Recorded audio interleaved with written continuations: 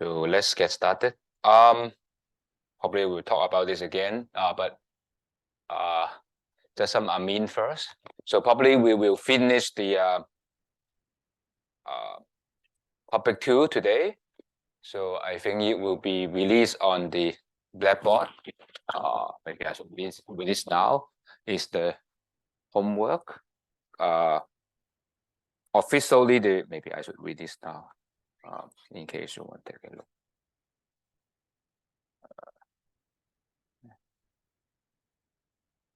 Make it available. That would be there.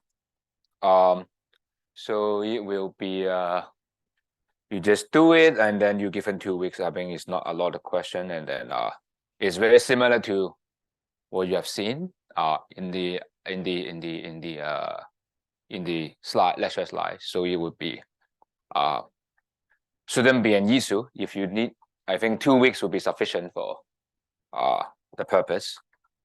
So in case you have a question, feel free to ask our TA if you need any extra help from that. Okay.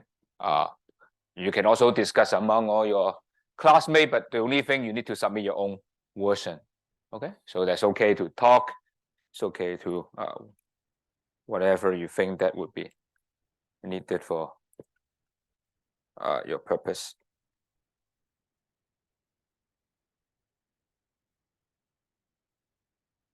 Doesn't really work. Anyway.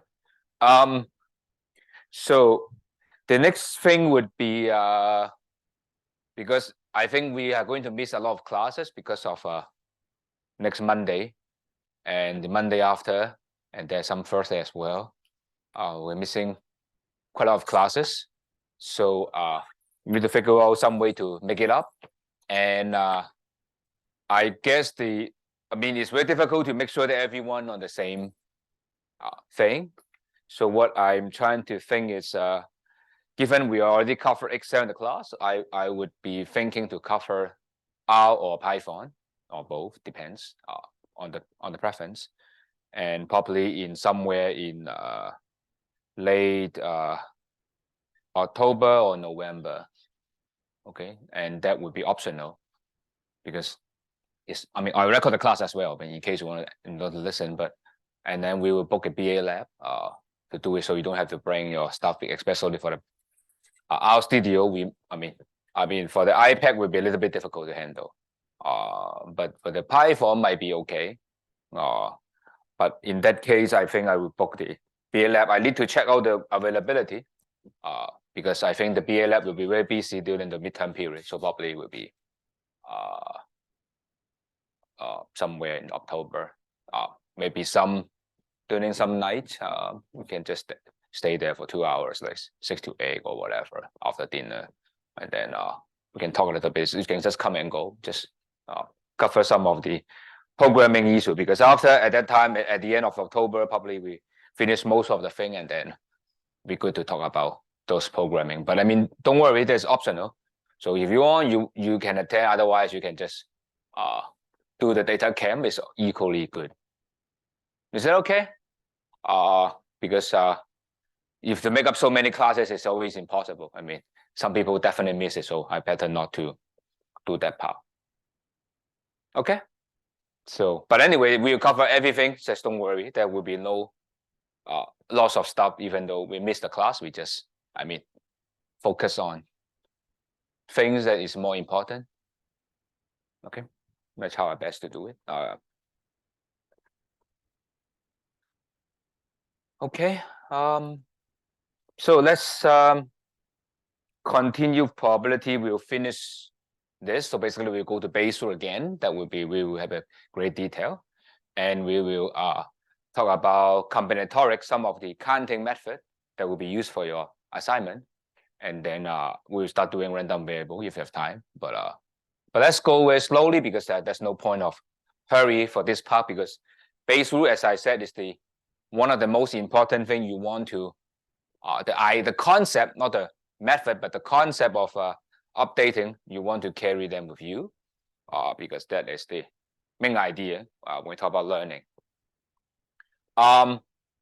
So just remind you how we talk about probability, right? And the probability will be defined as a long-run frequency is a ratio, how many outcome are favorable to the event over total of the random experiment you conduct. Is a data idea, right? So you start from a data and you repeat the process. That's how we estimate this probability. Okay, the probability is derived from the data. Okay, or of course, or you can also make some assumption, but that is not what it means. It's coming from idea actually doing experiment. Okay, and this assumption doesn't work very well if you can't conduct the experiment, right? You just thinking of in theory, right? And you make some assumption like this, right? Just you actually roll the pros and cons, and what's what you get, then you say this 1/2, right? It's not coming from assumption. Then the problem is how can we make some assumption starting from probability, right? Because this, right, that's I can extend our knowledge from data to a hypothetical case there where we haven't seen before, right? So that is how we define what is called operational event, right? We learn what is union, intercept, and complement, right? Which means they are and or not, right? And based on this, we define what we mean by mutually exclusive events, which said if one happened, the other doesn't, right? To remind you, it doesn't remove the idea that none of them happen. Okay, it just remove the case where both of them happen at the same time. Okay, and exhaustive event means at least one of them happen. Okay, it doesn't rule out both of them happen. Okay, it just rule out none of them happen. Okay, now the partition is the combination of the two. Is one and only one happen. Okay, and one must be happening, and only one is happening. Okay, and because of these definition, we can define probability, right? We can figure out what are the hypothetical scenario, and then we can define probability. Okay, so that's actually we have a concept of probability without relying on random experiment. We can just by definition, and probability is defined as a function. Okay, is function means you give me the event, I give you the probability, and the probability is a number, right? It's a number, and number must be from 0 to 1, and the sample space must be 1. And if outcomes or event that are mutually exclusive, okay, and the probability of the union is sum of each individual events. Okay, and the idea is just like probability of the sum is sum of its parts, right? So that's why you can do divide and conquer, divide them into parts, and you can do things. So that make our calculation easier, right? And that's why how you see things is like everything we just try to divide things, right? If it doesn't hold, things become way much more complicated that we can't handle.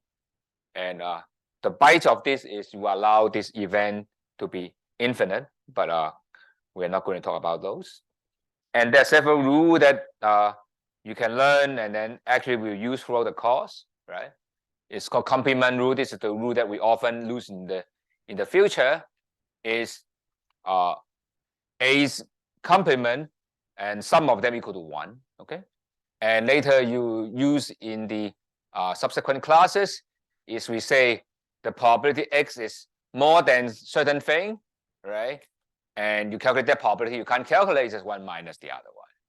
Okay, so that will be the idea that we will be using this all the time in the upcoming chapters. And the partition is also the same idea. Okay, actually this one we will use it throughout the semester, but you are not aware of it. But just remind you, you will be using this all the time because hey, you will divide the line into 3 parts by 2 cuts, and if you calculate the 2 ends, will be what is remaining in the middle, right? Or you the middle, and then you subtract from 1 will be 2 ends. This is the thing that we'll be using. I mean, you're not aware of it, but later when we do it, you will notice. Okay, we're into hypothesis testing. This is happen all the time. But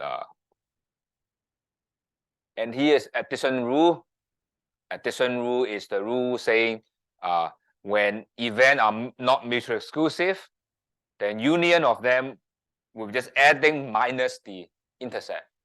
Okay, because when the mutually exclusive, the intercept is 0, the probability of the intercept. But now we are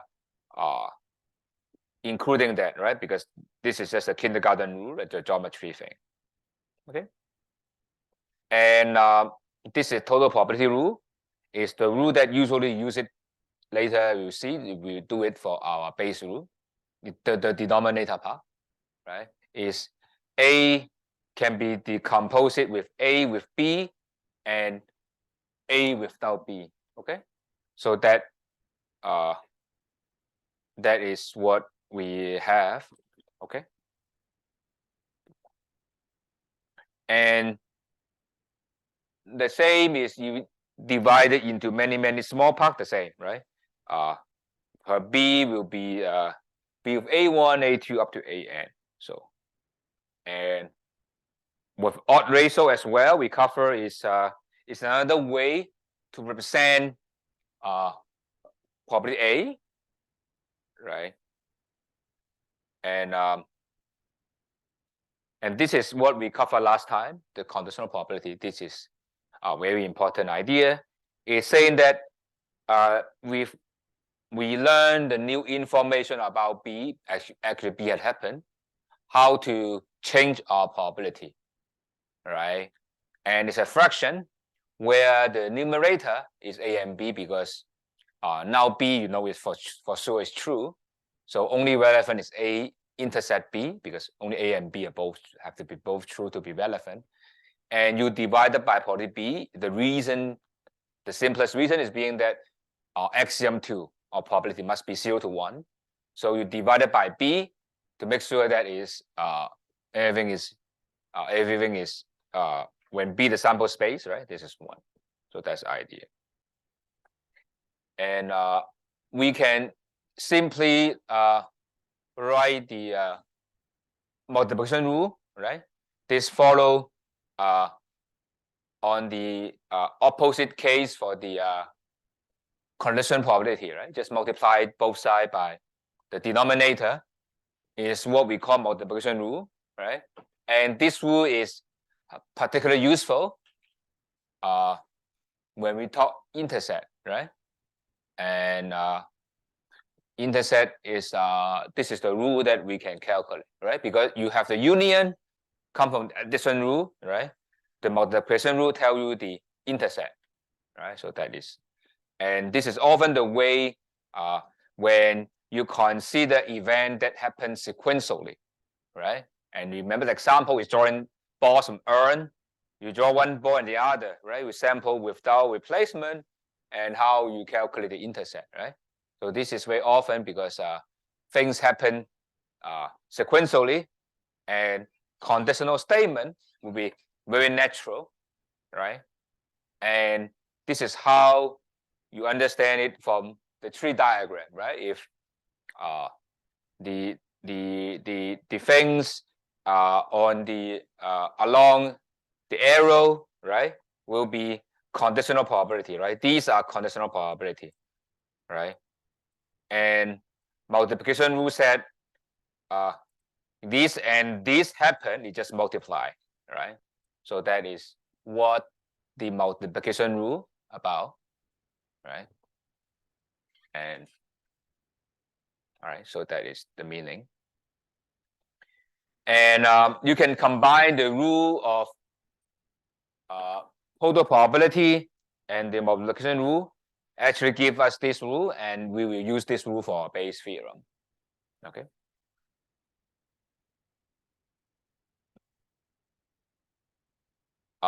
Before Bayes theorem, we have final one is called independence. Independence simply means getting the knowledge whether one happened does have no impact on the others, right? If knowing A have no impact on B, or knowing B have no impact on A, then they are intercept must be just product of them. Okay, and make it simpler. And do remind you that mutual exclusive and dependence must be mutual exclusive, right? Because mutual exclusive means one thing happened, the other doesn't, right? So they can't be independent, right? And the dependent cannot be mutual exclusive, okay? So these two are mutual exclusive, right?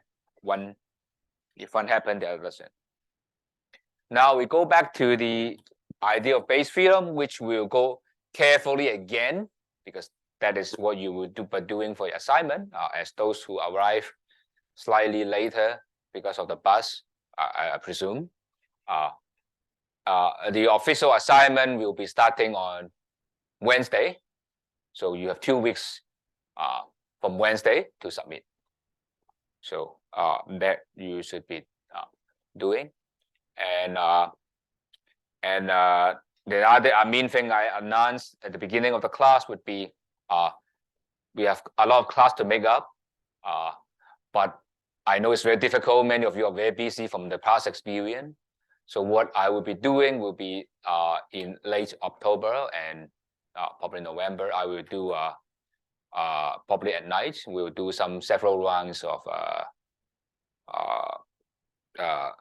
optional class for R and Python, which we'll cover Excel in the class, but Python and R is not in the test or assignment. But I would just do their more like tutorial style. Just you come if you want, and then we go over and we just look at you and do some exercise and see if you are able to handle that. So it's not whether you join or not is perfectly optional. Okay, and the exact schedule I will figure out from the B.A. lab. Probably I will do several time, then and then make sure that every chance to do it. So on the base theorem, it's simply coming from a definition of conditional probability, right? But the numerator is just a little bit reverse, right? We just apply the multiplication rule at the numerator, right? Because the numerator is probably A and B, right? If you still recall the definition, right? This is just simply probability A intercept B, right? A and B, right? So that is the thing. And let's try to understand this from the example again. Let's see the example again, okay? So if you like a graphical explanation of the rule, right? The base rule is the following, right? What is the probability of A given B, right? Given B happen, what's for A, right? And B happen refer to these two outcomes, right? This is the sample space, right? Add them together is probability B, right? Because that is addition rule, right? And that is what is here, right? So sum of them, right? And the numerator is just A and B, right? But A and B, remember the multiplication rule, this is equal to this multiplication, right? You multiply this and this give you this guy. So you just write down here, probability B given A times probability A, right? So that is the base rule, right? Graphically, that's simply just this what it means. Nothing more than this graph, right? So nothing new, right? I mean, just that's why I never remember the formula. Rather, I remember what does that mean, right? What's the intuition behind it? So don't worry. We will be working examples. Actually, we will walk you through again the old example and another new one. Okay, make sure that you are fully getting the concepts. Okay, so let's see the example because that is important. Okay, let's see the example again, and then we'll do the medical example again. Okay, so if you know it, I'm not sorry, but we really need to make sure that everyone understand. Okay, so the idea of this is you have two beds, A and B, right? One white and one green. The other is one white and one green, right? One is 4 white, one green, and one white and green, right? And the question would be, we just pick a bat in the random, and after that we draw a ball from the bat. What's the probability you get? And white, which we have found in the last example. But now we're talking about reverse. Is if you get a white, what is probability come from A, okay, or B? Is it more likely from A or B, right? And as a matter of fact, you may think, some of you may think it's equally likely, right? Because you just close your eye and choose one, right? Maybe that's, I mean, shouldn't be any issue, right? But the fact that white is more likely come from A, then you get the white is more likely come from bat A, right? So let's see how we work it again. So simply by guessing, we would think, I mean, some of you might think correctly, is probability if you get the bat is from A, right? You're very likely to get a white ball because white have 4, only green has 1, right? And similarly, if you get a B, then you only have half of the time you get a white, okay? So you get A is more likely, right, to get an A. You can get given A, white is likely. And whether you get A and B will be equal. Okay, so that is the question gave us. Okay, and what we're trying to ask the problem, what answer is very likely, right? So the question is this, right? White given A and white given B, right? Anyway, they're mutually exclusive. You find one, you find the other, right?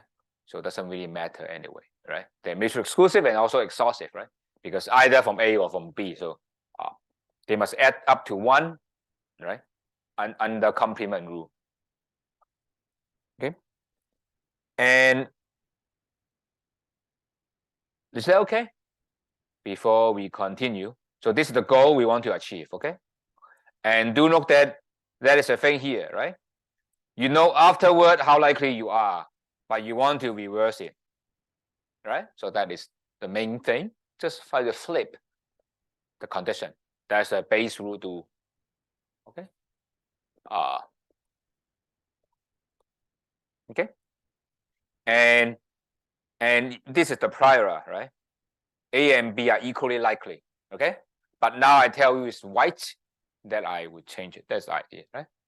Initially, I know only white, that A and B are equally likely. But now I tell you A, the white ball is being chosen. You update your belief, you will tell me it's more likely to be from A or likely to be B, okay? So that is updating happening, okay? Is that clear? Now, let's do this, okay? Let's basically apply the idea, right? Just to remind you again, if you cannot fully follow, just copy the formula. I just apply it here, okay? Now, the formula, if you try to copy, the denominator is something at the end anyway, right? So this is how I remember. Always the denominator is the second part, right? Of course, you can just copy. You don't need to remember, but if you do it enough, then you will remember that, right? And what I'm doing, I just flip it. That's how I remember. I just flip that guy, right? And I flip that guy, I need to multiply what I conditional on because I remember the numerator is the, I use the multiplication rule, right? So that is the rule, okay? And this is the base rule. And usually base rule would be, if you look at some textbook, they would do this directly, okay? If you try to do some textbook, they would be doing this. They will just apply the total probability rule down there, okay? They will be doing W A complement.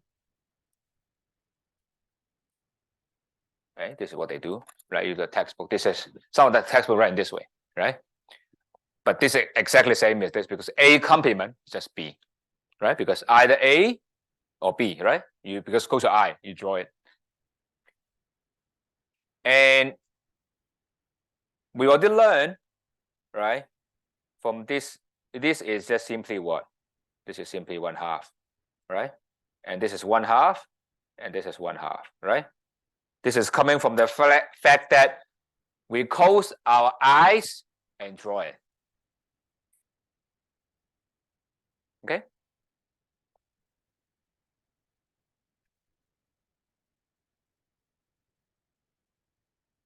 And the second idea will be, what is this guy?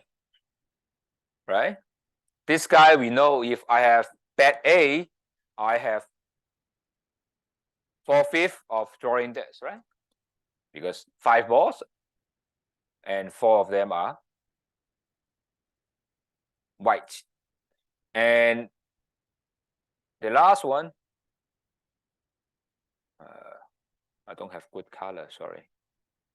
This guy, right, is 1/2, right? Because if I draw a bet B, right, half of it is just white, right? Just put the numbers in, right, then I'm done, okay? And you can see the way I calculate the denominator first, right? But you can just do one step and for all, right? But the same thing, right? To end up with the denominator, right, is this number, right? And then you just plug in the number, then you get it, right? Is that clear? Is that clear how we do the calculation? Okay. And you can imagine how you do this guy, right? This guy, if you being careful, you will notice easily the numerator, this guy, is exactly this guy, right? The denominator sum of 2 parts, right? Just basically, remember, this is the if you look at the tree diagram, right? This is the first branch, right? First branch, right? And this is the first plus the third one, right? The third one. If you look at the branches, right? And that one will be the third over the first plus third, right? If the second case, your probability B plus W, right? Just basically, instead of using the first term, you just put it there, right? You just put it here, right? If you want to calculate this guy, the same thing. Okay. Is that clear what we have been doing for this example? We'll do the medical test again, because that is, I guess, is important. Okay. Sorry, a little repetitive, but I think it's good to be repeating this, because this is, I guess, it's one of the most difficult part for the probability. Okay. Now is that okay? Any question? Now let's do the same idea. Okay. Let's do this again. This is the one of the, I guess, is the most applicable case, right, in Bayes rule, and this is why the all the medical doctor, they need to study probability, because if they don't understand this, then we have problem. Okay. And this will decide, later you will see, how many tests the doctor would ask you to do before they have some confidence or confirm they want to stop, right? Because you can see if they try to do many tests before they confirm, right? Like remember COVID, right?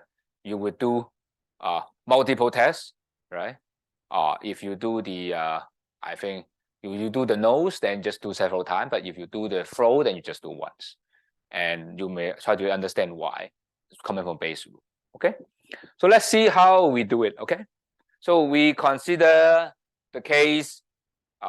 Actually, you will see the same question in the assignment as well. So first, we have population with 40% of the population is infected. Of course, this is a little bit exaggerated, but you should see the number much less for the real world problem. But I just make the calculation easier. Okay, and actually making this smaller will make problem even more complicated. Okay, because of if very few people are infected, then a lot of false can be a lot of false positive. But anyway, we don't worry about that, because change number will have no impact on our calculation, right? Just redo everything again. So here is medical test is always imperfect. So there's always imperfect. There's nothing is 100%. Regardless of no matter what you're doing, is always imperfect. Okay. And as far as I understand what the medical technology right now these days. Okay. If you're infected, you get the result of 80%, right? So that is what we call the accuracy, right? How accurate, right? How reliable, right? And infected, we also get positive, right? So it's not very accurate, right? Even you don't have anything, you also have positive result, right? So then the question is, what we care is if you're infected, okay? Sorry, if you get positive result, how likely you're infected, right? And because of, if you have seen this, you got some treatment, right? So you want only put a treatment to a patient only if you confirm he has a disease, or otherwise you put in that, then he has side effect or he suffer, right? Also very expensive, right? Costly treatment, right? You don't want to do a surgery unless you make sure 100% sure or enough sure that you actually infected, right? So that's a question, okay? And later you will see this problem easily extend if you do, you can see whether you need to do one more, right? So don't worry, you will see how this apply repeatedly, okay? I just apply once, but you will see how this can be applied repeatedly, okay? And to make things simple, we got A is infected, B is got positive result, okay? If we write this, we can transform what we have in the example into the following, okay? Probability A is 0.4, okay?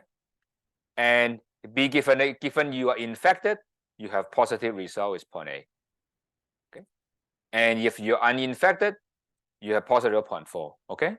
So this thing, right, can be coming from experiment, right? Coming from your technology, right? And this is coming from the survey, right? We get some estimate, okay? From that, this is the estimate. So the question would be the probability A given B, right? Given your positive result, how likely you are affected, okay? So that is the goal, okay? Do remember, we just can apply Bayes rule, right? Just Bayes rule is the following, right? The denominator is just this guy, right? And the numerator will just swap. Just swap that, right? And you have A here, right? The easiest thing is just like these two must be different, right? Otherwise they cancel out. So that's easy to, that's how I remember, okay? Of course, you don't have to remember, right? Because you always go back to your slide and check it out, right? For your assignment, for your test, you just go back and check, right? There's no need to remember, okay? But I'm teaching so I can remember. So now, how can you calculate this, okay? So you can see we already have this guy. So here is already done, the numerator, right, for the first item. And the second item we already know as well, right? Right? So what is left is always, as usual, we just don't know the denominator. So the Bayes rule is always the only difficult part is the denominator, right? Once you figure denominator, we're done, right? It's always because the question always give you the technology always give you the numerator, right? That's what the denominator, right? And denominator, we just can use the very simple rule, right? We just use the total probability rule, right? And if you recall our example, we just simply write the numerator again, right? And then add the numerator but the complement, right? Is the case. Remember what it's doing is B can be decomposed into two parts, B with A and B without A, right? The way why we do it is because we decompose it in two parts.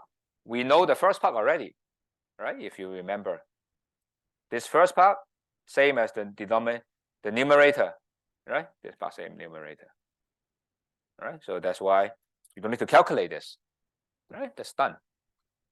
So what's left in the second term? How can we proceed? Again, it is not too crazy. Why? Because here we have this guy, 0.4 is here, right? So what's left is the last term, what's probability A complement, right? but you know the population is either you're infected, you're not infected, right? We know A is 0.4, A complement is just 1 minus 0.4, 0.6, then we're done.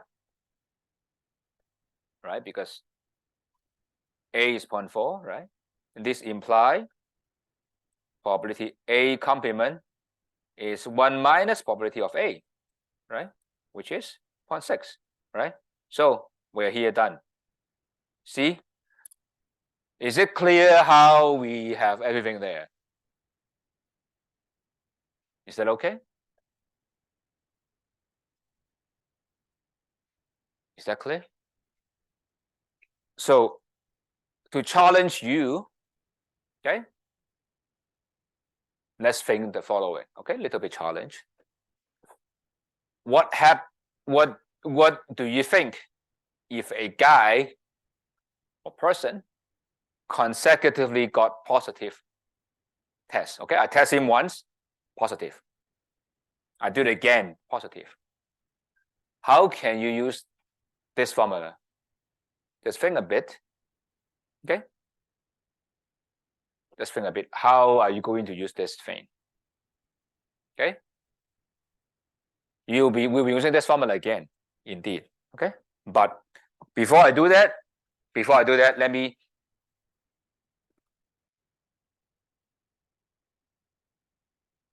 let us consider the following as well.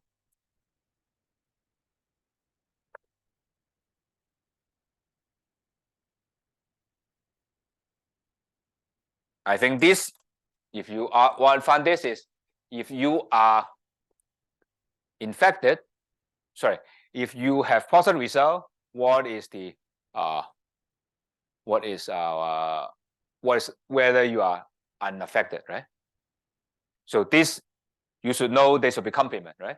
If you already found PA of B, then the same as ACP, because either given the positive result, either you infect or uninfect, right?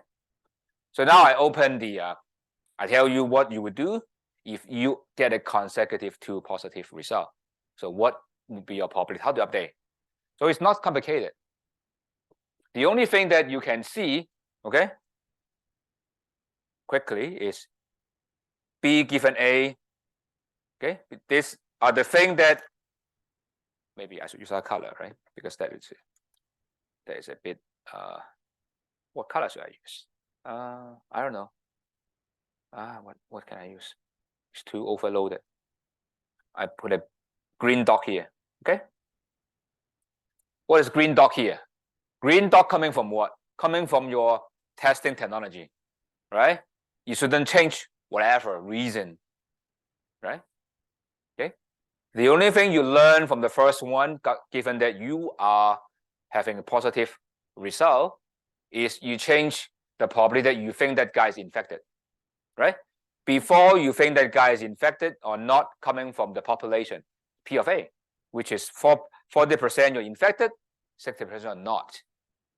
But after one test, you change to this number, which coming from this one, right?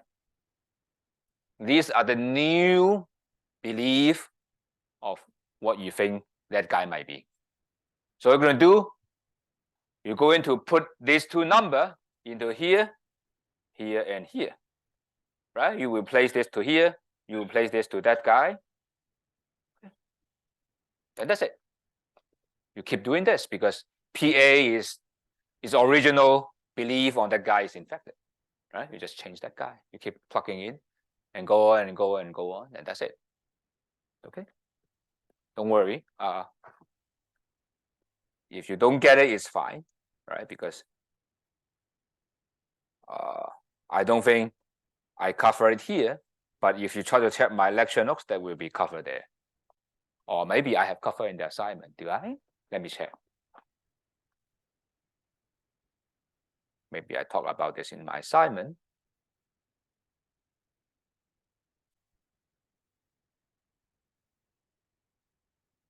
No, I don't. So don't worry. That thing I talk about is just technical. So if you like it, it's not within the syllabus, but it's okay. You can keep updating. Okay. But the thing is, I change your prior, right? Because PA is a prior of the guy, and because update once you change your PA, right, and A complement. But since it's not in the assignment or in our slide, then you can just simply if you don't get it, it's okay. Is that okay? So that is what it means, because that is what is changing, right? It's the probability A is updating, right? Before your PA, probability A, then now positive result, you just do it again. And if you learn how to keep updating, is in the lecture notes, but it's out of our scope. But you can keep doing things. Okay, but I don't want to go outside my syllabus too much. Okay, so that is the idea here, right? Is, as I said, you just you get positive result given A, just the first branch over the sum of the first and the third. Okay, so that is something that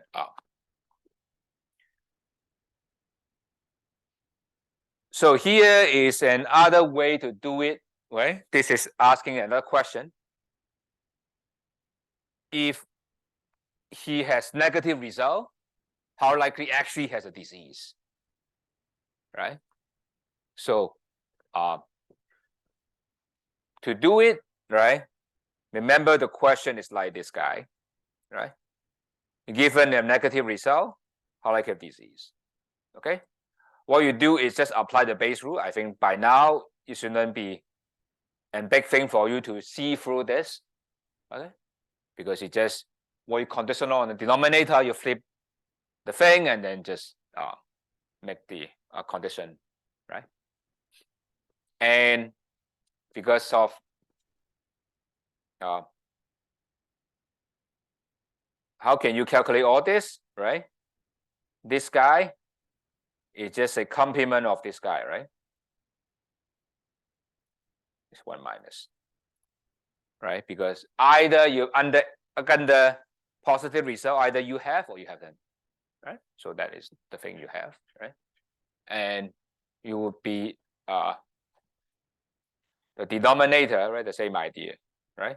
This is just 1 minus probability B, right? And B we have calculate, okay? So that is how you get these two results, right? As you can see, even though you're negative, right? You still have 20% having the disease, right? So as a doctor, usually you will be asking the guy to do multiple run until this become very small, right? And do note that what is changing, you just keep plugging in this guy here again if you want to do 2 times, right? Because this guy before, right, is 0.4, right? Now it just dropped to 20%, right? And you plug in again, you get smaller. Do this again with smaller and smaller and smaller. Okay, so that you will be doing some calculation. Okay, but is that okay? But you don't worry. You just learn one update once. The twice update or 3 times update will be out of the scope for our class. But you do notice I tell you how you can update multiple times. That is possible, right? Because after you're done, you change your prior, you just do it again. So there's nothing new there. But I don't want to be too crazy about that. So just make sure that you just do once and that's for all. Okay, you can easily do multiple. That's no problem.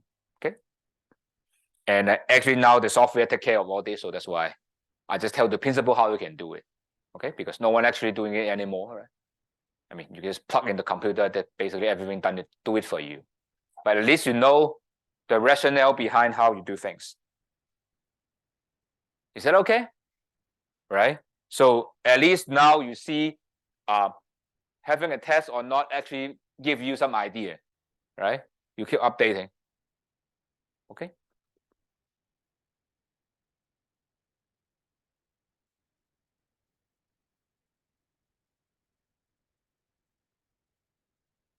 And now just some implication, right? Originally, we think the guy, a random guy without doing anything, 40% of them have carried the disease, right? And now we do a test, okay? A positive test actually revise our understanding become almost 0.6, right? And if you think a negative result, it become 0.2, right? And actually you can keep doing this again until you're happy, right? For this one, you will see to make sure that you get a disease is very hard, right? You maybe do 3 or 4 or 5 or 6 times until you really get to it, okay? For those who are interested in knowing how to do it, just look at the lecture note. It details how actually you do it. I think I have in the lecture notes how to do it, but doesn't really matter anyway, okay? And then if you want to make sure that the guy has no disease, you still have to keep doing it several times, right? Because this test is not very accurate, right? And some of the tests is like this, right? And actually we know the the COVID, right? If you try to look the nose and it's not very accurate, right? So that's why they need you to do several times before it's confirmed. Is that okay?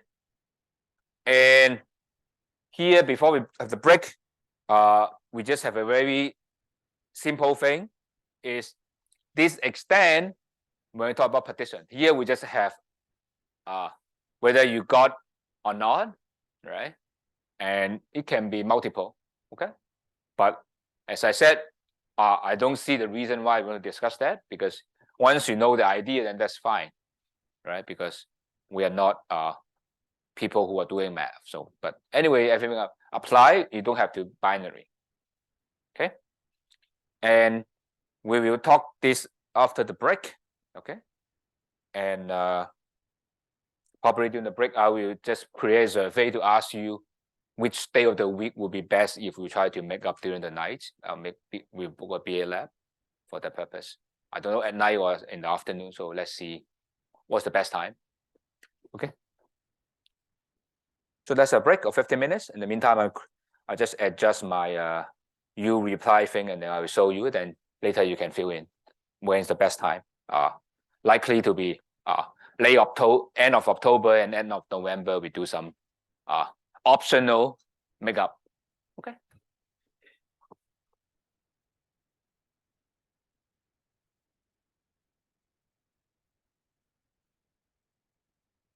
Sign in with SSO. Oh, sorry.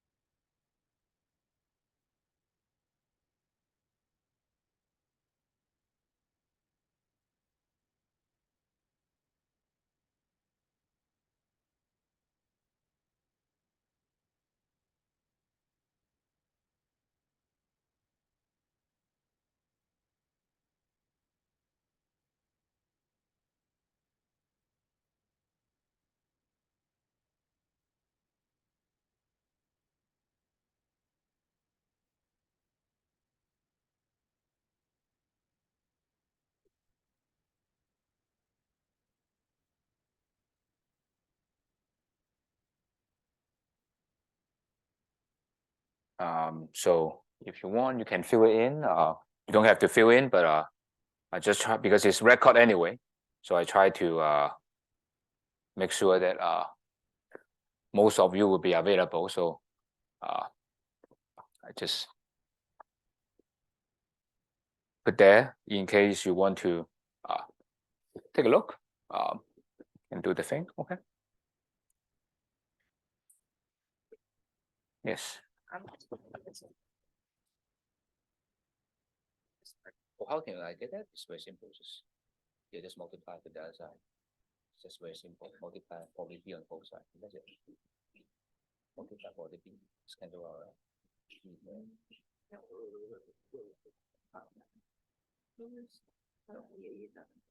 just here. Yeah, this one. You just multiply both sides by power of B. That's it. You multiply both sides the same thing. Then it's the same, right? Yeah. Then this cancel out. So A and B is just for A given B times B. Okay. So is it similar to B given A? Yeah, exactly. This is exactly you can see here. The probably this guy is multiplied along. Oh, this one? This is just A can be decomposed A that with the part with B and without B, Okay. right? And this is just multiplication rule. Okay. So you split this. Can you say like probability B given A times A and then? Yeah, you can do that. You can do that as well. But the way we do it, because this is how sequentially you do things, so that's why. Oh. This right. Right, because W will be W under A, W under B, right? So for W will be just this plus this. That's why branches. Oh, okay. Right?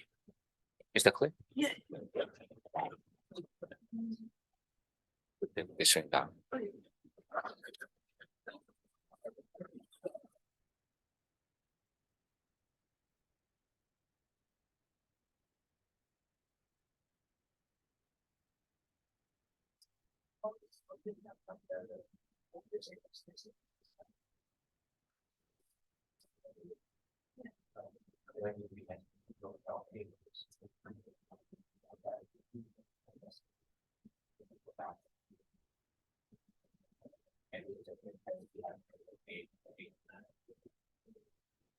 How is that different from which one? Exactly not independent. Because there is one below the other. Dependent is where the other dependent. And B and B are completely unrelated. Okay, so if I roll dice once and it's like one, and the next time it's going to be one. So this is going to be correct. Yeah, you roll it, the die is there, you roll it, then you roll it. Whether you get one first one, there's no impact on that.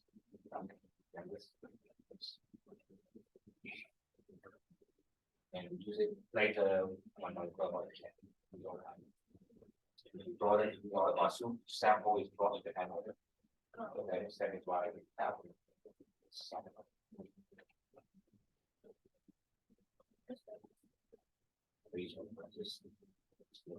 this is the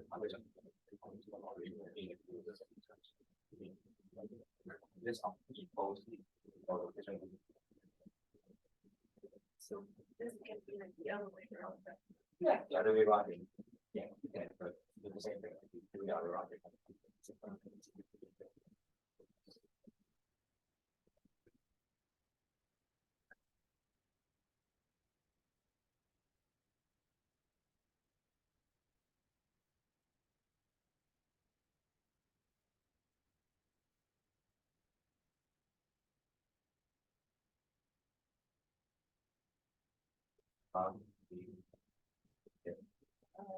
Well, I don't know if I read this. Try to apply this. Basically, just calculate this side. Yes. This side of this one. This is the one that's why any requirements. I for one of the boys. Right. A we use A is coming from denominator. Y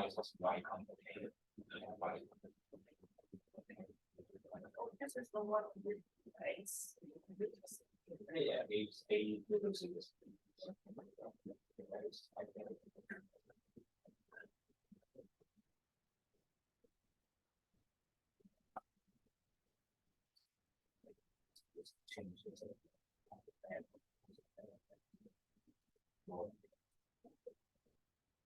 Say about like.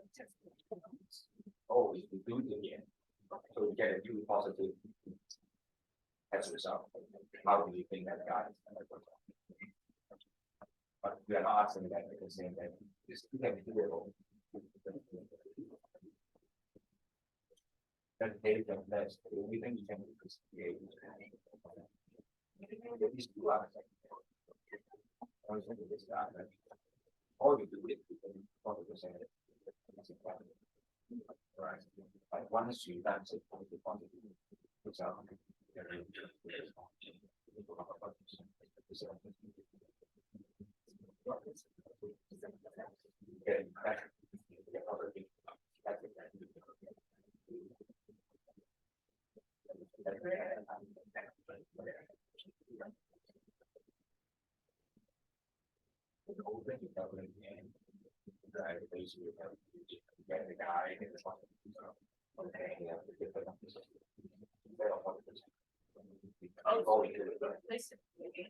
Yeah, because now you don't want to control about this. That's what basically you're doing the random die.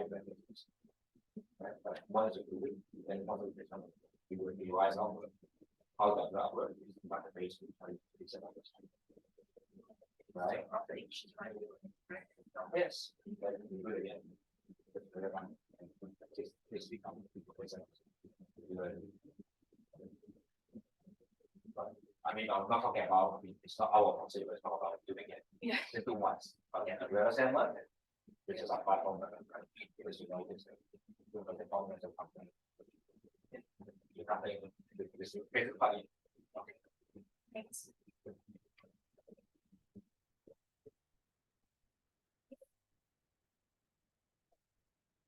You can check it out, and then you can check the assignment. If you don't get it, then you can ask it to help.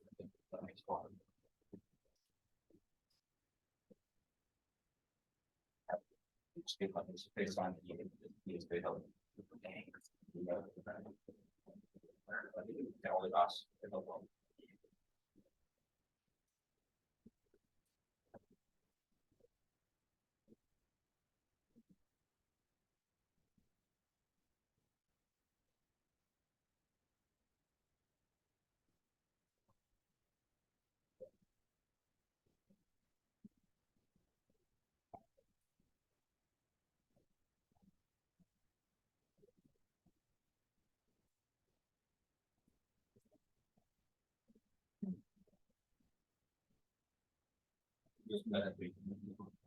Level 1 and 2 is just, I can always host that.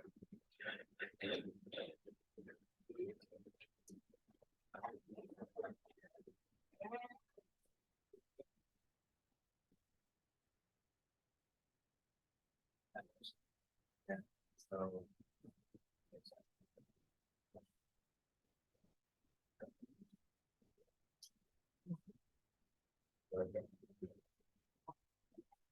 that's our mission.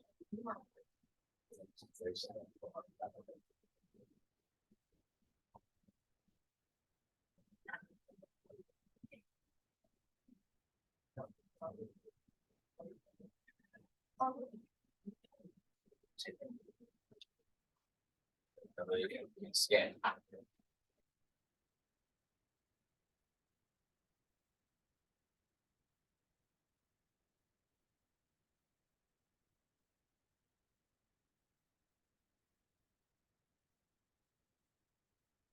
Give 2 more minutes, then I will try to check out what is the best time to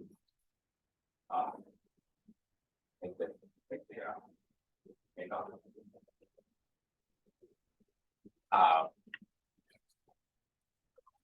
so probably we will do 2 class for R and 2 class for Python. Maybe 2 R in the October and 2 R, 2 Python in November, or reverse, depending on that. Not quite sure what is more useful, but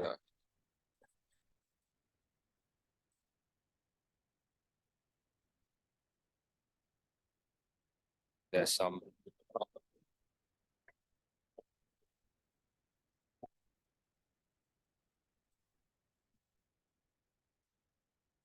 Okay. Okay. If is that okay? Then if okay, then I end this and then I see, because it's optional anyway. Okay. So if you let me end and check which one.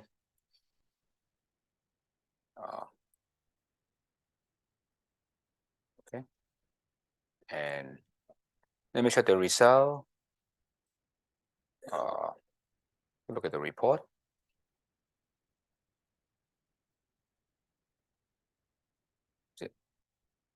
Oh yeah, this is the one. So put the name fans.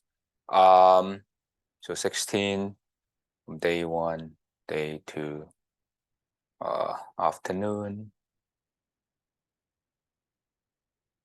Whoa. What happened? So nothing works for everyone?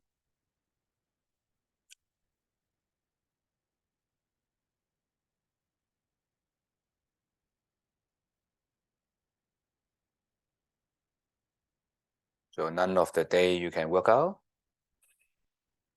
Then I tried the best. The best thing you can do, maybe some Tuesday nights, is it seems to be the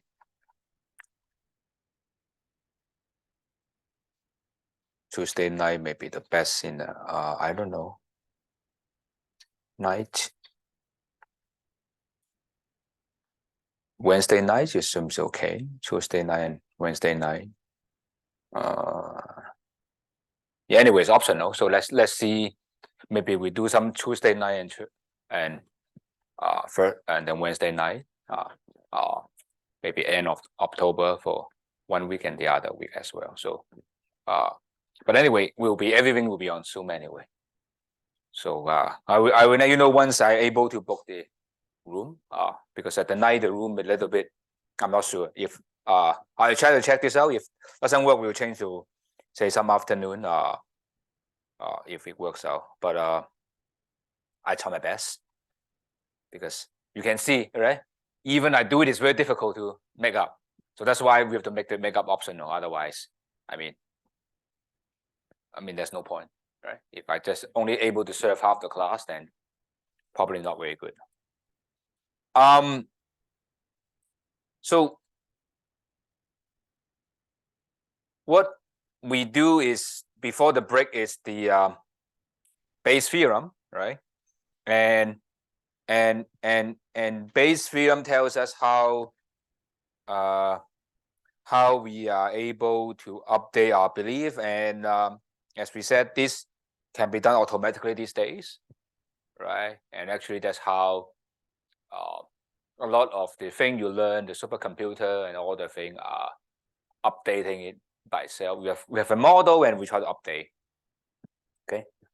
And last, we want to talk a little bit about counting. And we cover this is because we will do it in the next section when I talk about random variables. Okay, we talk about non-random variable that rely on counting. So counting is something that you learn from the primary school or kindergarten. Okay, so first thing we need to learn is every principle of counting is coming from every counting based on this principle. It's called the principle of counting, but this is simply just mean multiplication.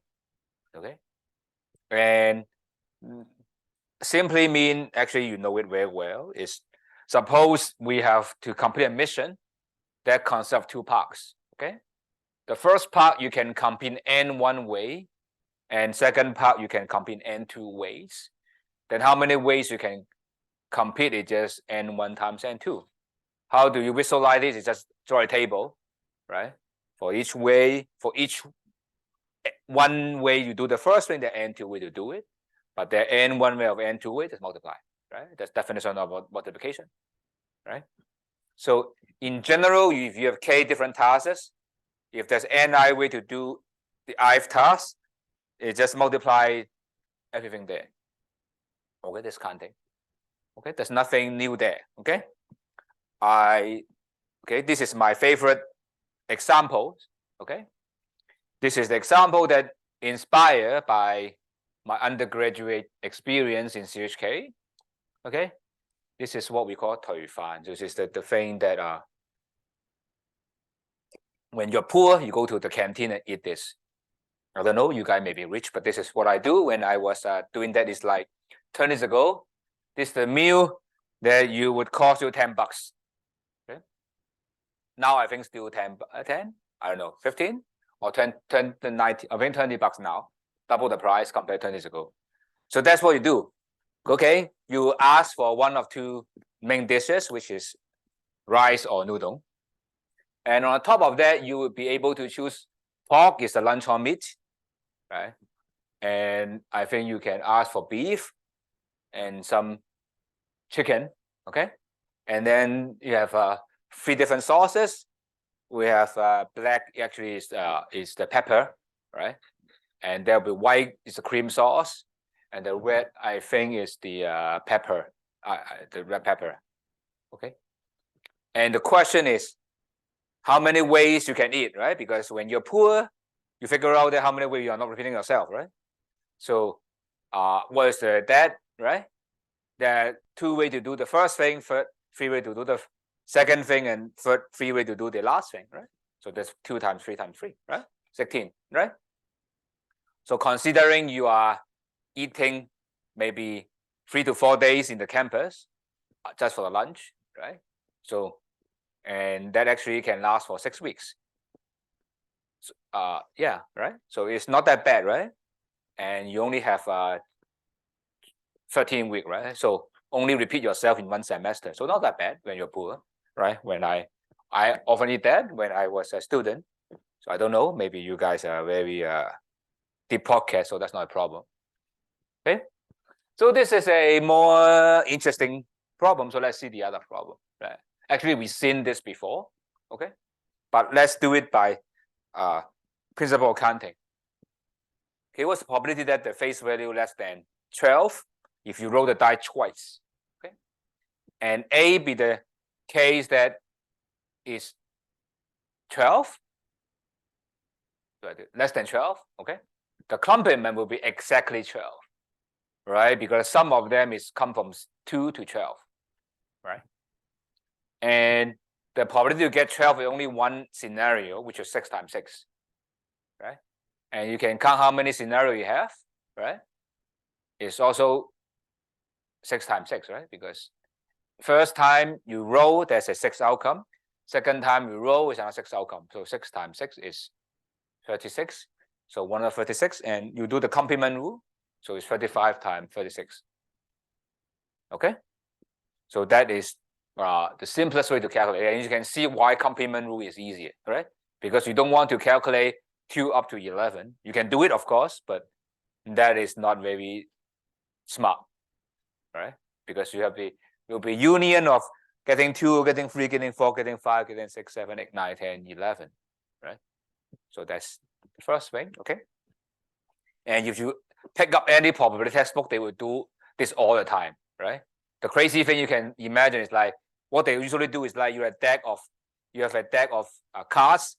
How likely you could draw a full house? How likely can you get 2 pairs? This kind of crazy math you can have fun if you want to, but it's not the goal of our class. Okay, we're not going to play a one probability. We just have a rough idea what's going on, and that should be fine. Okay, because we're not going to be probability expert.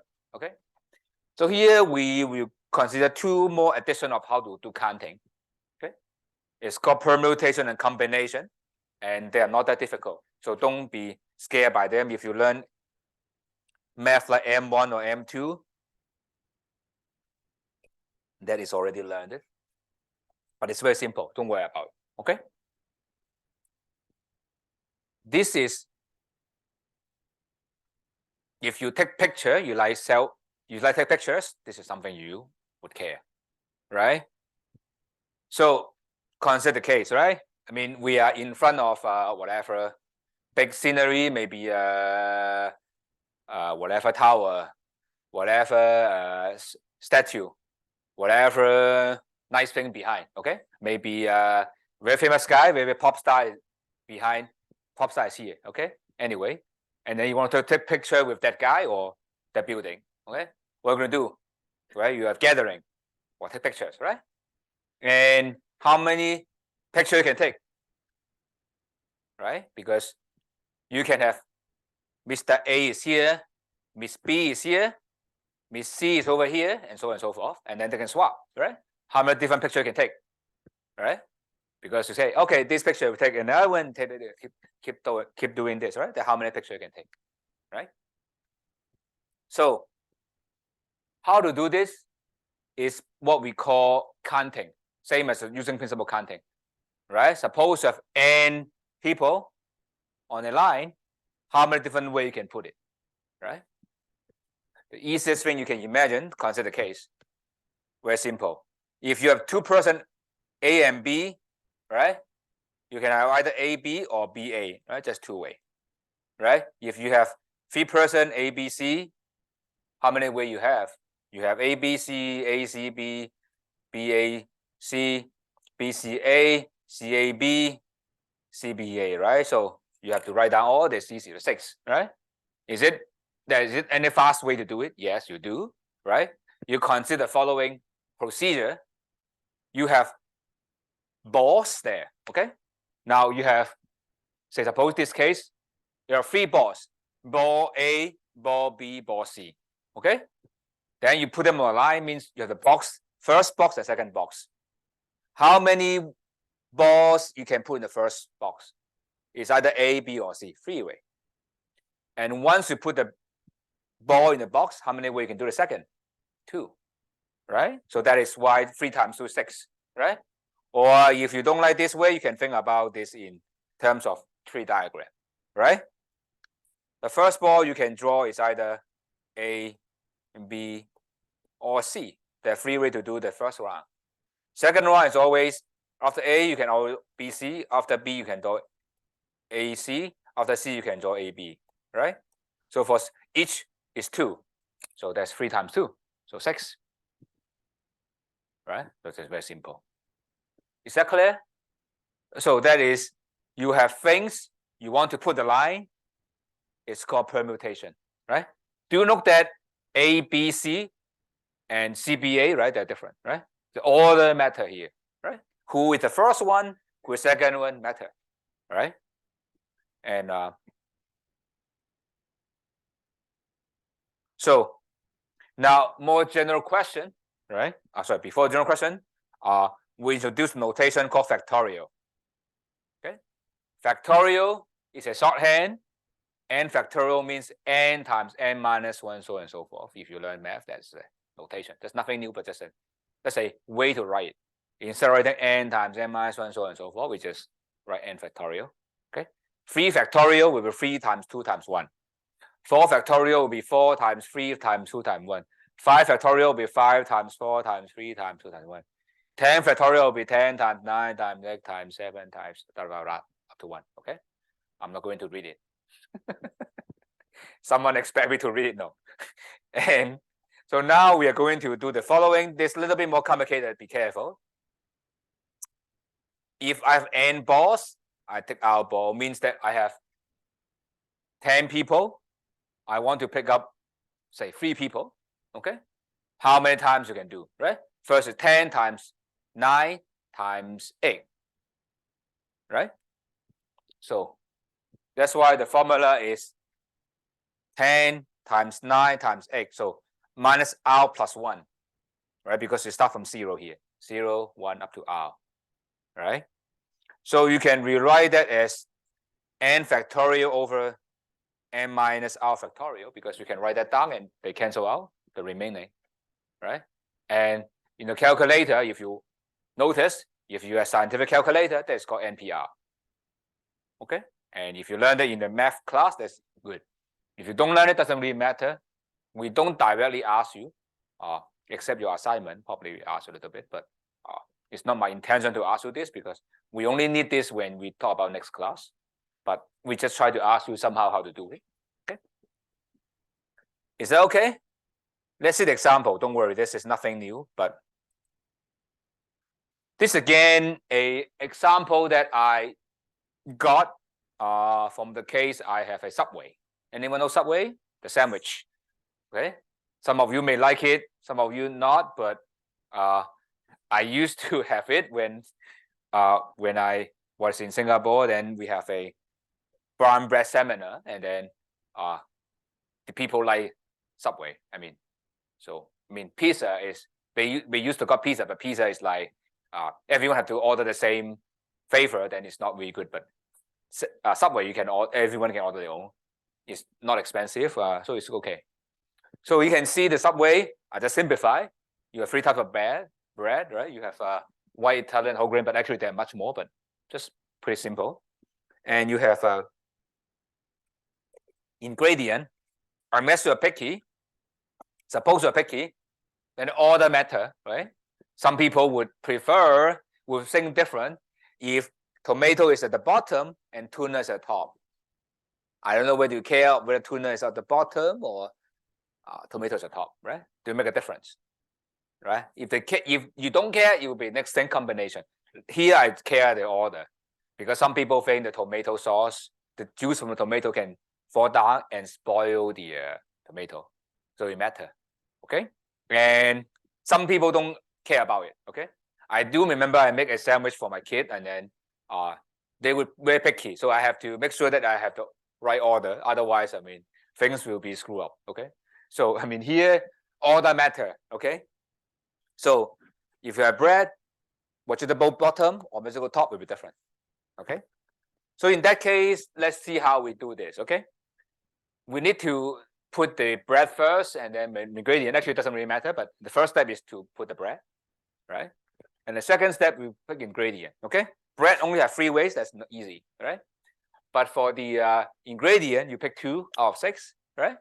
So it will be 6P2, right? 6P2, all that matter. Okay, so 6P2 will be 5 because 6 times 5, right? So it's 3 times 6 times 5. Is that clear? Right? Or if you don't like the P2, just very simple, right? You have to put the bread first, right? And one ingredient is 6 possibility, another ingredient 5 possibility, right? Assuming that you have 2 of the ingredient, right? You only allow white tuna vegetable. Okay, you cannot say I have white and double tuna. No, I don't allow double tuna. Only have to ask 2, right?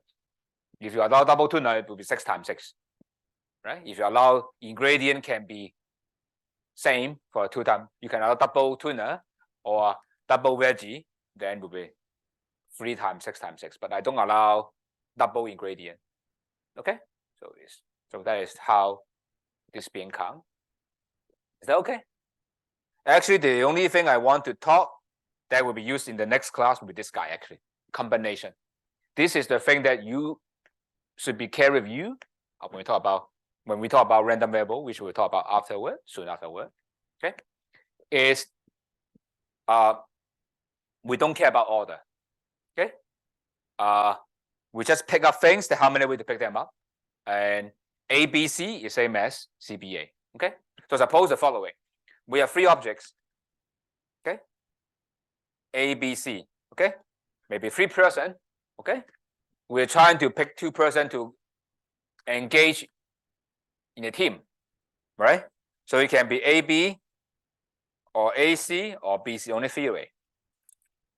All right, that's no more, right?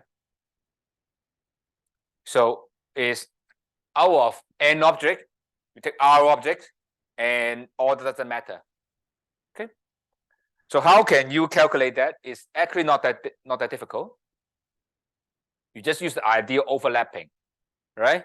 Because you would be using a numerator is you still think about doing it in an order, right? And people, you choose R people, R, which is M.Phil.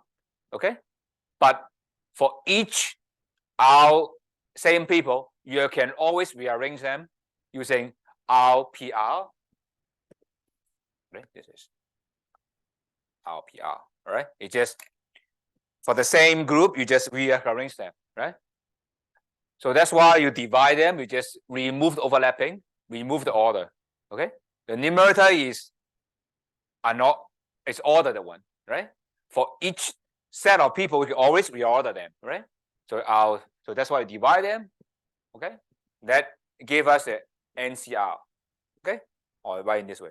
This is the coefficient that we'll use for the next class. But this is the thing is NCR is the thing. The combination is there. Okay. If you learn computer science, this combinatorics is part of the discrete math. Okay. If you take the first 3 classes, you will take this for the midterm exam. Okay. But since we are not that crazy, we don't do the counting. Or if you learn Olympic math, that is what you have taken the exam in the high school. That is what you do. Basically, they do all this counting all the time. Okay. Is that okay? Let's see the example again. Okay. So for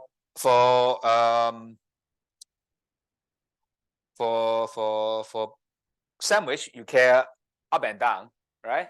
But for this meal, right? I think this recently become very common. 2 dish meal, 3 dish meal, become very common because of downgrading of our consumption.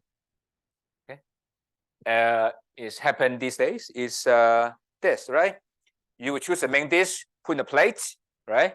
And the plate you also put some side dish, right? We have sausage, ham, spam, and egg, and the white and black sauce.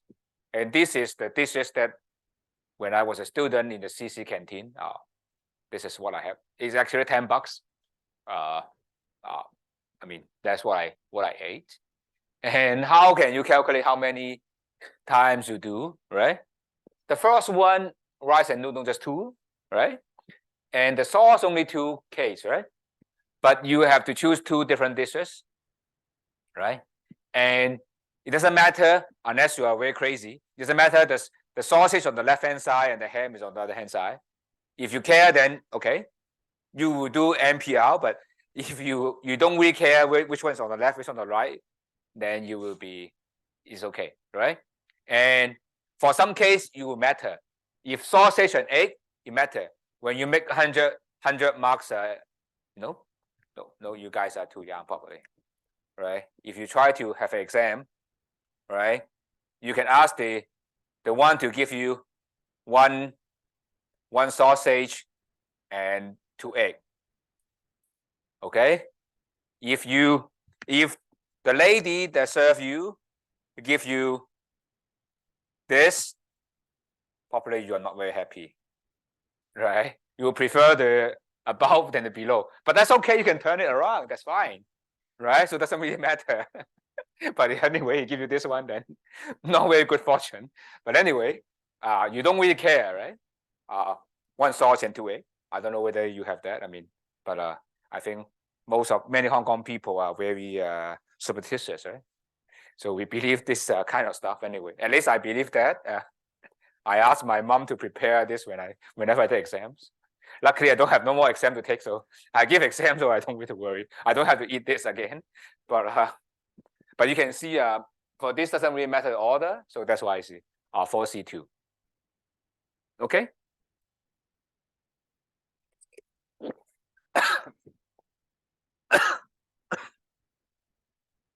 Sorry.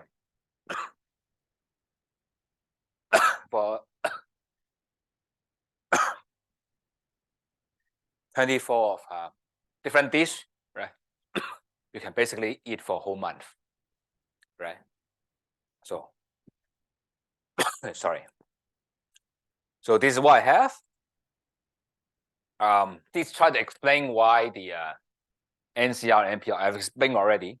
Okay, but explanation is just for technical, so you just take it as a given. Okay. Let me have an example. Okay. this is the one probably you will need it for your assignment. So, but if assignment, you can just draw the tree diagram, that's fine. But this is a shorter way, okay? So this will be used for the next class as well. So you toast a con 4 times, okay? What is probably exactly 2 tails you get, okay? Or 2 head doesn't mean the same because 2 tails same as 2 tail, right? Because of four toes, okay? So you can do how many? You can do counting. How many about total outcome? 2 times 2 times 2 times 2, right? Is 16. And the question would be, okay, how can we do that? Okay, how can we convert it to the counting? Okay, and since it's head and tail, you can consider the case of you are going to draw. What I do is you can draw a.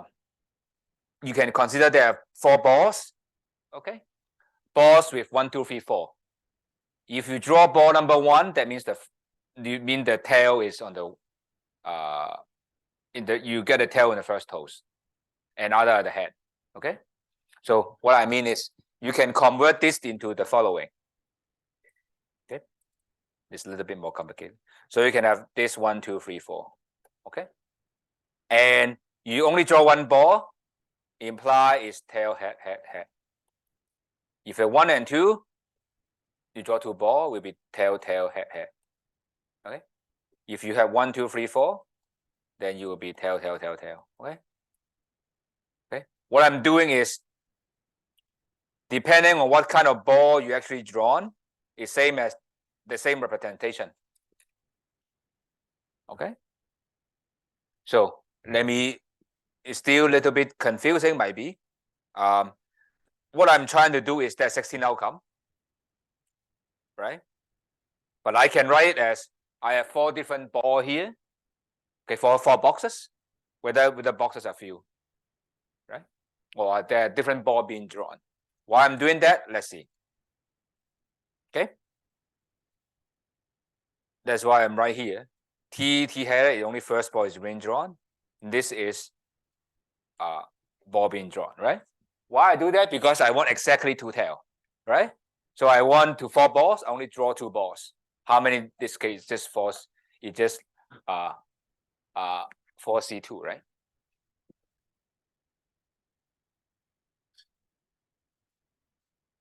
Right? So 4C2 is just 6. So that's how I calculate that. Of course, you can just write down the tree diagram, that's it, fine.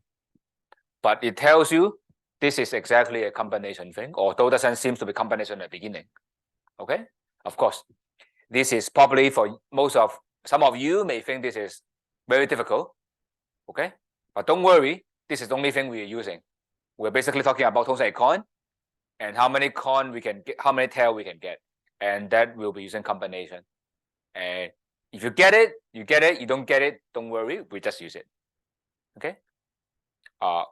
Let me repeat the statement again because I think because we're using it, right? So what actually I'm doing here, I'm doing there is I want to do counting on the head or tail, right? And in order to make our life easier, to convert to counting, it's just saying we convert 1, 2, 3, 4 is considered as the first one is tail, second one is tail, third one is tail, fourth one is tail, right? And depend on which ball we actually drawn from the box. Okay, if we draw all the ball, then it's all tail. If we only draw no ball, then all head, right? So depends on what kind of draw, the same thing.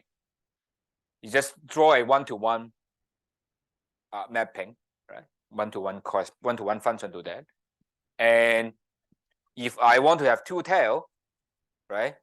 Exactly 2 tail means that I'm just asking whether it's 1, 2, right? Drawing 2 ball from here, right? Or 1, 2, or 1, 3, or 1, 4, or 2, 3. This is 2, 3. Right? I don't have comma, right? 2, 3, or 2, 4, or 3, 4 of 6, right? So, but this is just NC 4C2, right? So that's how we think about in this way. I hope it's clear, but I'm pretty sure that even though you think it's clear, you will confuse. But pretty sure, because I always confuse when I learn, but now I'm so used to it, so I don't know where I'm confused. But it's so natural to me right now. But I'm pretty sure you would be confused. But that's why I give you assignment.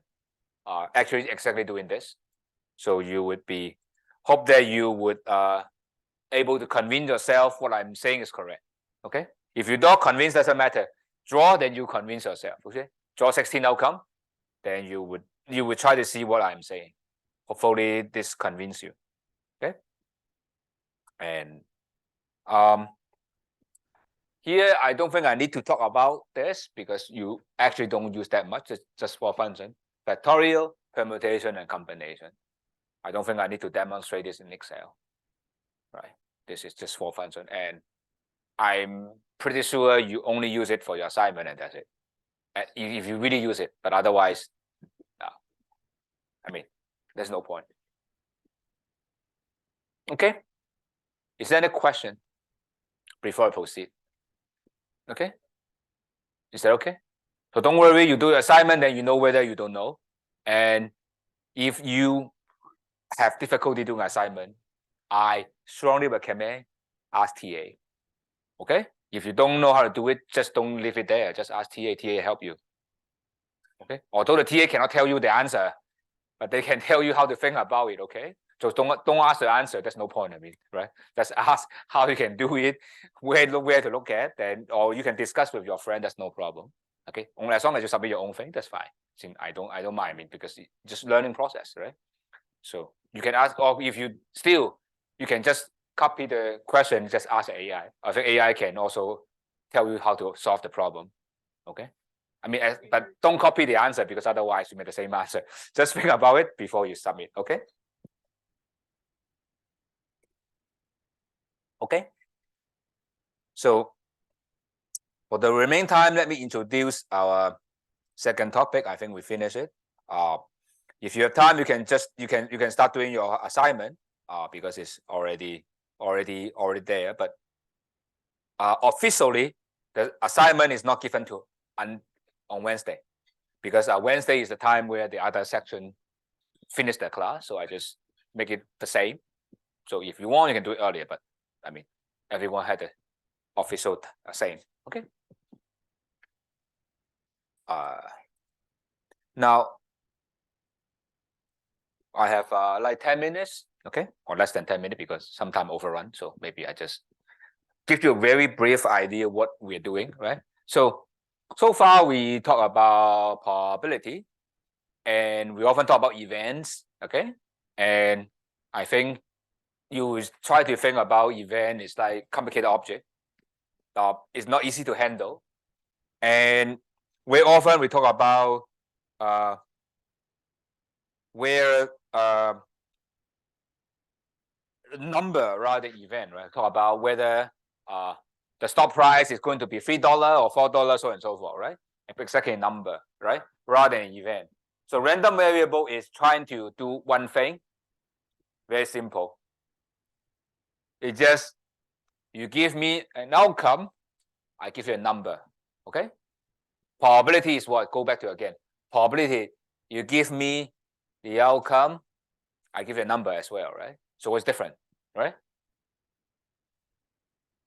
Probability is you give me an event or give me an outcome, I give you a number between 0 to 1, right? But here also the same thing, right? But the only difference is the number to the outcome is not probability. I just call a name, okay? Maybe an event is head or tail. I call head is 1, tail is 0. That's what I say, okay? And the number, I just give number. And you may ask why I want to also give number, but the number is not probability. Why I want to give number is because I want to simplify my sample space. Let's give you the example here.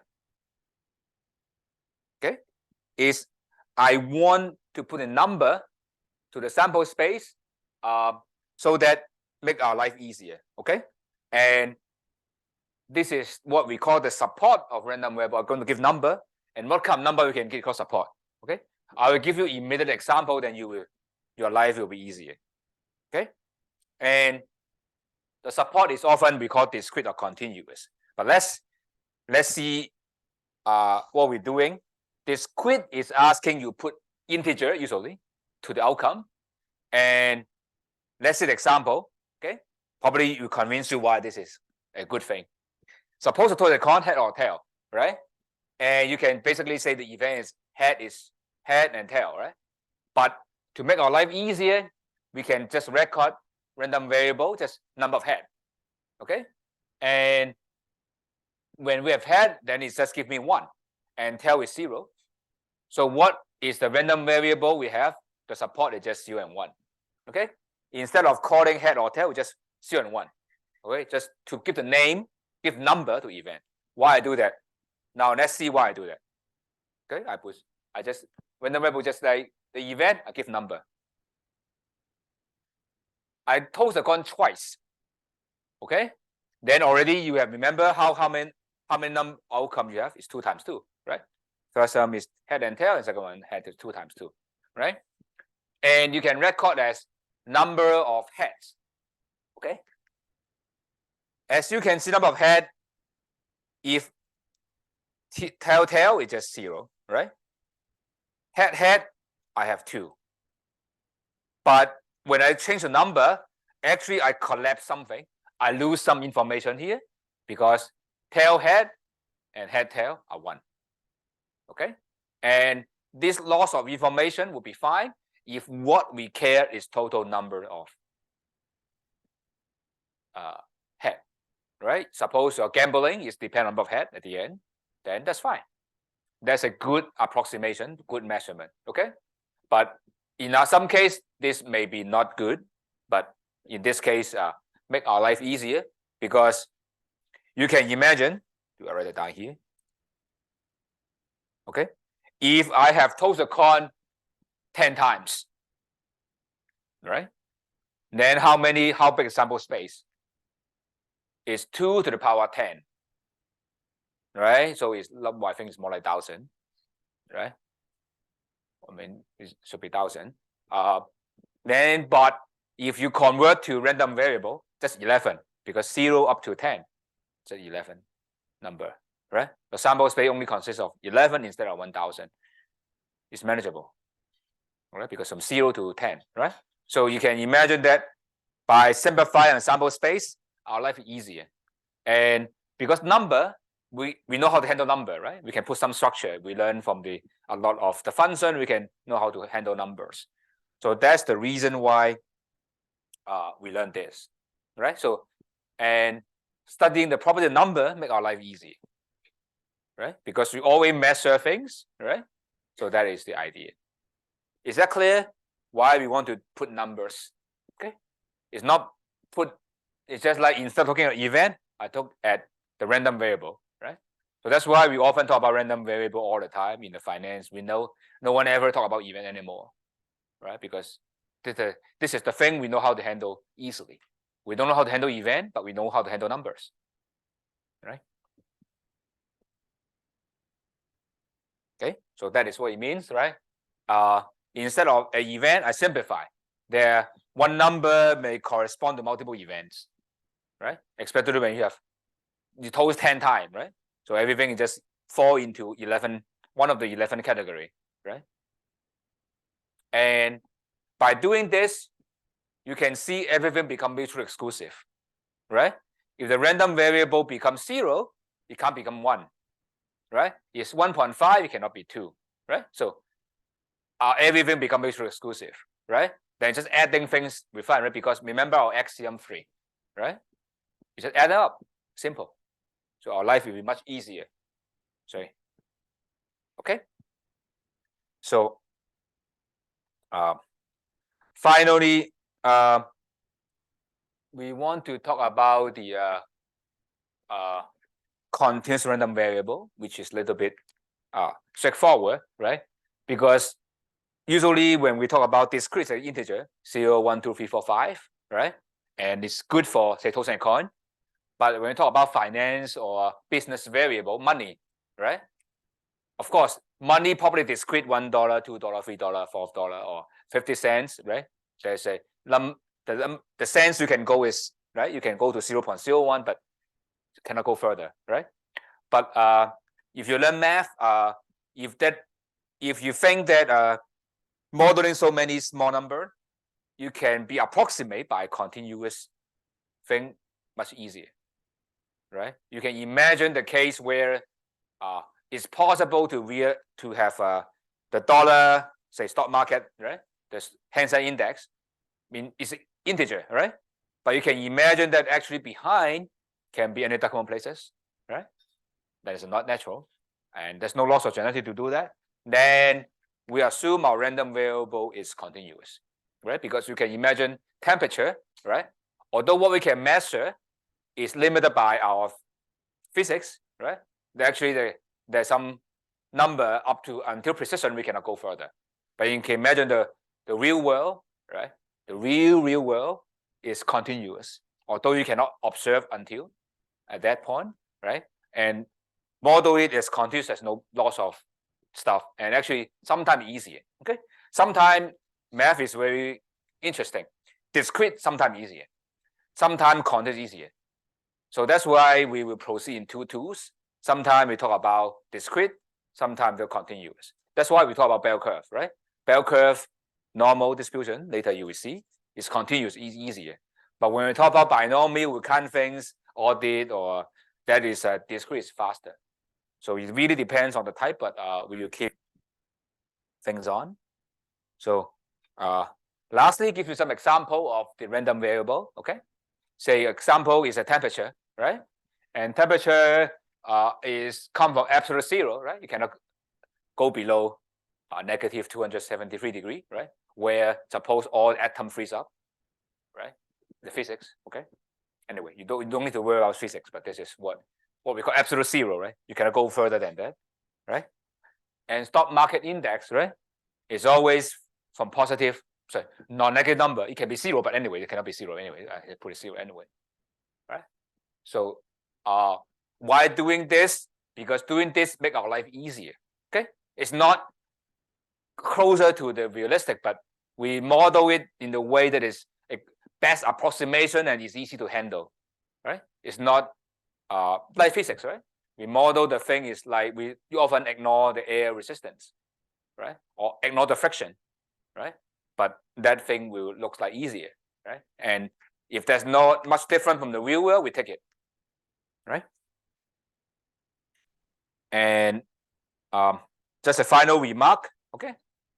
And in our class, okay, we will not require calculus, okay? But in some definition, I will still show calculus as a definition, but it's not required. To understand the calculus, we need is understand integration is the idea, the area under the curve. That's we use throughout the thing. Area under the curve is integration, and differentiation we don't really use it at all. Just the integration. Area under the curve is calculate area, but we will be very precise what we are doing. So don't worry about it. You can consider everything for you is discrete, fine in your mind. It's just like calculate area, the bar chart is integration, but we'll be more precise in the upcoming classes.